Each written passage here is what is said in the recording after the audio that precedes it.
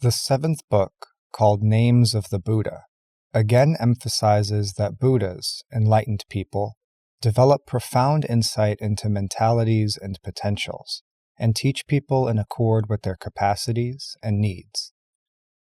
Thus it is that all see Buddhas differently, according to their faculties and to the teachings which have been adapted to their situations.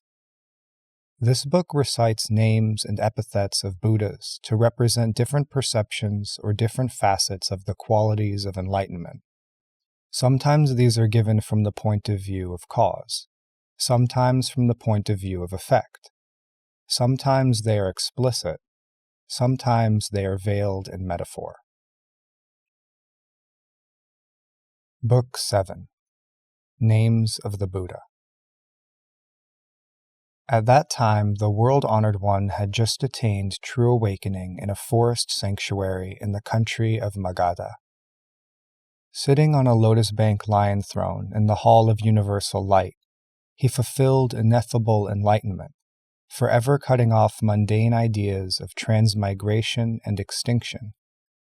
Arriving at truth without form, he dwelt in the abode of Buddhahood, attained the equanimity of the enlightened, reached the state of immutability, in the realm where there are no barriers.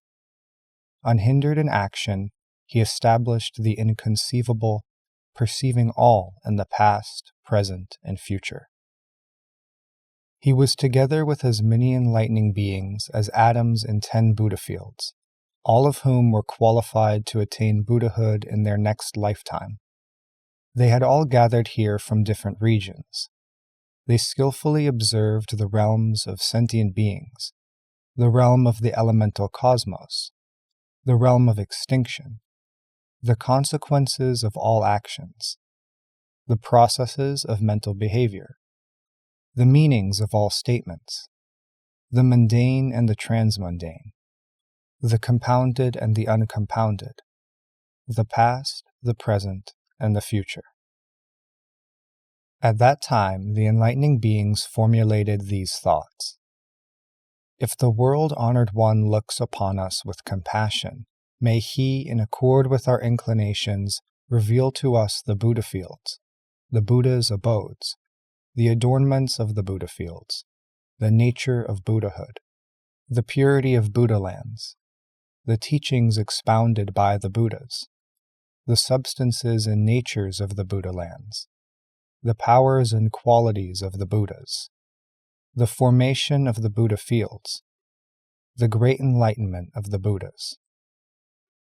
Just as the Buddhas of all worlds in the 10 directions, in order to develop all enlightening beings, to cause the family of the enlightened ones to continue uninterrupted, to rescue all sentient beings, to cause all living beings to be forever free from all afflictions, to comprehend all actions, to expound all truths, to clear away all defilements, and to forever cut through all webs of doubt, explain the enlightening beings' 10 abodes, 10 practices, 10 dedications, 10 treasuries, 10 stages, 10 vows, 10 concentrations, 10 powers, and 10 peaks, and explain the sphere of Buddhahood, the mystic forces of Buddhas, the actions of Buddhas, the powers of Buddhas, the fearlessness of Buddhas,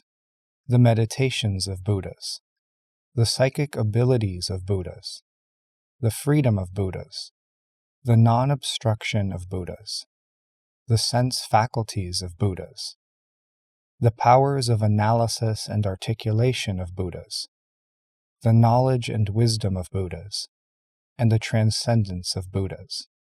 So also may the Buddha, the world-honored one, explain this for us. Then the Buddha, knowing what the enlightening beings were thinking, manifested mystic powers to them according to their particular types. When he had done that, there came from a world called Golden, whose Buddha was called Immutable Knowledge, which was to the east, past as many worlds as atoms in 10 Buddha fields, an enlightening being of that world named Manjushri. along with as many enlightening beings as atoms in 10 Buddha lands. When they arrived, they bowed, and then produced lotus bank lion seats to the east and sat cross-legged on them. In the south, past as many worlds as atoms in 10 Buddha lands, was a world called Sublime Color, with a Buddha called Unhindered Knowledge. There was an enlightening being there named Chief of the Awakened, who, together with as many enlightening beings as atoms in 10 Buddha lands, came to the Buddha, bowed, and then to the south produced lotus bank lion seats and sat cross-legged on them. In the west, past as many worlds as atoms in 10 Buddha lands, was a world called Lotus Blossom Color, with a Buddha called Darkness Destroying Knowledge.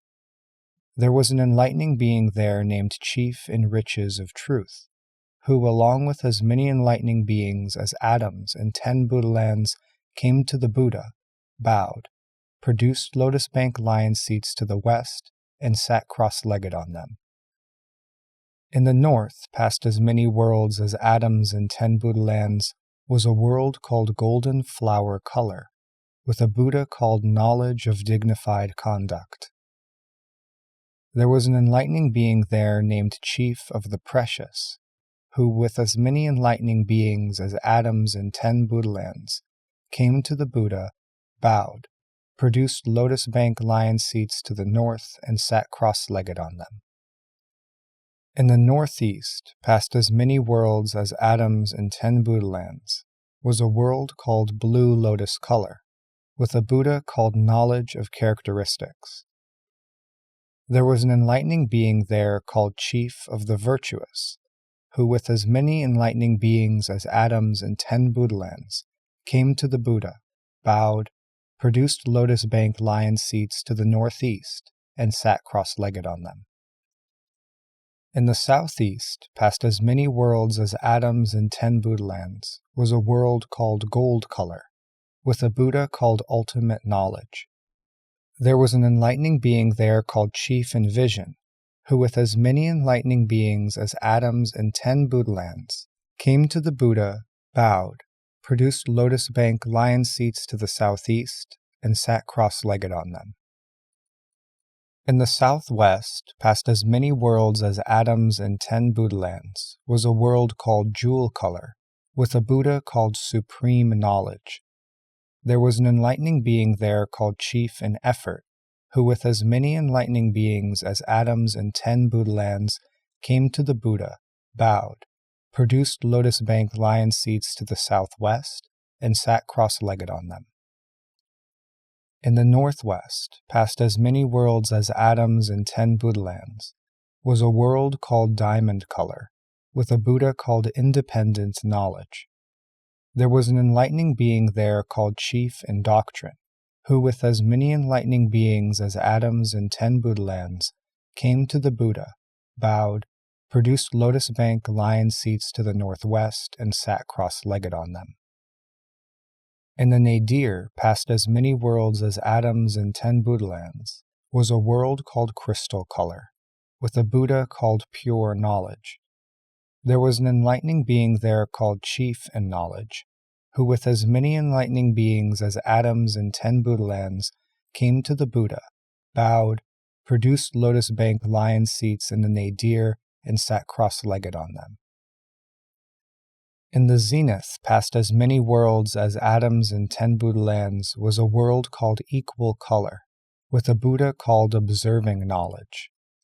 There was an enlightening being there called Chief in Goodness, who, with as many enlightening beings as atoms in 10 Buddha lands, came to the Buddha, bowed, produced lotus bank lion seats in the zenith, and sat cross-legged on them. Then the great enlightening being Manjushri, empowered by the Buddha, looked over all the congregations of enlightening beings and spoke these words. These enlightening beings are most rare. O children of Buddhas, the Buddha's lands are inconceivable. The Buddha's abodes, the adornments of their fields, the nature of Buddhahood, the purity of Buddha lands, the teaching of the Buddhas, the manifestation of the Buddhas, the formation of the Buddhalands, and the complete perfect enlightenment of the Buddhas are all inconceivable. Why? Because all the Buddhas in the worlds in the 10 directions know that the inclinations of sentient beings are not the same, and so they teach and train them according to their needs and capacities. The extent of this activity is equal to the realm of space of the cosmos. Children of Buddhas, in the 4 quarters of this world endurance, the Buddha with various bodies, names, forms, sizes, lifespans, situations, faculties, birthplaces, languages, and observations, causes all living beings to individually perceive and know differently. In these 4 quarters, the Buddha is sometimes called fulfiller of all aims, sometimes called the full moon, sometimes called the lion roarer, sometimes called Shakyamuni, sometimes called the 7th sage, sometimes called Vairocana, sometimes called Gautama, sometimes called the great mendicant, sometimes called the supreme, sometimes called the guide. There are 10,000 such names, individually letting beings know and see in various ways. East of this region is a world called Good Protection. There the Buddha may be called adamantine, or free, or possessor of knowledge and wisdom, or invincible, or king of sages, or non-contention, or capable leader, or joyful heart, or incomparable, or beyond philosophy. There are 10,000 such names, individually letting sentient beings know and see in various ways. South of this region is a world called Difficult to Endure. There the Buddha may be called King of the Gods, or Precious Name, or Undefiled, or Truth-Teller, or Tamer, or Joyful, or Great Renown, or Giver of Aid, or Infinite, or Supreme. There are 10,000 such names, individually letting people know and see in various ways. West of this region is a world called Personal Wisdom. There the Buddha may be called God of Waters, or Gladdening Sight, or Supreme Monarch, or Celestial Tamer, or Real True Wisdom, or Arrived at the Ultimate, or Joyous, or Objective Knowledge, or Done with all tasks, or Abiding in goodness. There are 10,000 such names, letting beings know and see in various ways. North of this region is a world called Lion of Existence. There the Buddha may be called Great Sage, or Ascetic, or World-Honored One, or Supreme Field, or Omniscient, or Good Mind, or Pure, or Master of Universal Sound, or Supreme Giver, or Attained by Difficult Practice. There are 10,000 such names, individually letting beings know and see in various ways. Northeast of this region is a world called Subtle Observation. There the Buddha may be called Demon Queller, or Completed, or Dispassionate, or Celestial Virtue, or Free from Greed, or Supreme Wisdom, or Equanimity of Mind, or Unconquerable, or Sound of Wisdom, or Rarely Appearing. There are 10,000 such names, letting beings know and see in various ways. Southeast of this region is a world called Joy and Happiness. There the Buddha may be called Ultimate Dignity, or Mass of Light Flames, or Universal Knower, or Secret Mystery, or Liberation, or Inherently Secure, or Acting According to Truth, or King of Pure Eyes, or Great Courage, or Energetic Power. There are 10,000 such names causing beings to individually know and see in various ways. Southwest of this region is a world called extremely solid and firm. There the Buddha may be called peaceful abiding, or king of knowledge, or complete, or immutable, or subtle eye, or supreme monarch, or sound of freedom, or giver of all, or sages of the masses, or supreme mountain. There are 10,000 such names, letting beings know and see in various ways. Northwest of this region is a world called wonderful ground. There the Buddha may be called universal, or flames of light, or jewel topknot, or worthy of remembrance, or unexcelled meaning, or always joyful, or inherently pure, or sphere of light, or long arms, or abiding in the fundamental. There are 10,000 such names, letting beings know and see in various ways. Below this region is a world called radiant wisdom. The Buddha there may be called collecting roots of goodness, or lion-like, or razor-like intellect, or golden flames, or all-knower, or ultimate sound, or benefactor, or arrived at the ultimate, or God of truth, or universal conqueror. There are 10,000 such names letting beings know and see in various ways. Above this region is a world called holding the ground. There the Buddha may be called possessor of knowledge and wisdom, or pure face, or conscious wisdom, or leader, or adorned by conduct, or gladdener, or wish fulfilled, or blaze-like, or ethical, or the one path. There are 10,000 such names letting beings know and see in various ways. In this world endurance, there are 100 billion regions, wherein the Buddha has 1,000,000 billion various names, letting all sentient beings know and see in various ways. East of this world endurance is another world, called secret teaching. There the Buddha may be called impartial, or excellent, or soother, or enlightening mind, or speaker of truth, or attainer of freedom, or supreme body, or great courage, or peerless knowledge. There are 1,000,000 billion such diverse names, letting beings know and see in various ways. South of this world endurance is another world called abundance. There the Buddha may be called original nature, or diligent intellect, or unexcelled honored one, or great torch of knowledge, or non-reliant, or treasury of light, or treasury of wisdom, or treasury of virtue, or God of gods, or great independent one. There are 1,000,000 billion such names, letting beings know and see in various ways.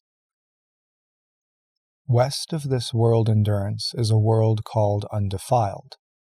There the Buddha may be called wish-fulfilled, or knower of the way, or resting in the fundamental, or able to untie bonds, or comprehending truth, or easily discerning, or supreme insight, or pacifying action, or ascetic practicer, or replete with power. There are 1,000,000 billion such various names, letting beings know and see in various ways. North of this world endurance is a world called inclusion. There the Buddha may be called forever free from suffering, or universal liberation, or great hidden treasury, or knowledge of liberation, or storehouse of the past, or jewel light, or detached from the world, or state of non-obstruction, or treasury of pure faith, or imperturbable mind. There are a million billion such names, letting sentient beings know and see in various ways. Southeast of this world endurance is a world called beneficial. There the Buddha may be called manifesting light, or knowledge of extinction, or beautiful sound, or supreme faculties, or ornamental canopy, or energetic faculties, or arrived at the other shore beyond discrimination, or supreme stability, or simple speech, or ocean of wisdom. There are a million such diverse names, letting beings know and see in various ways. Southwest of this world endurance is a world called rarefied.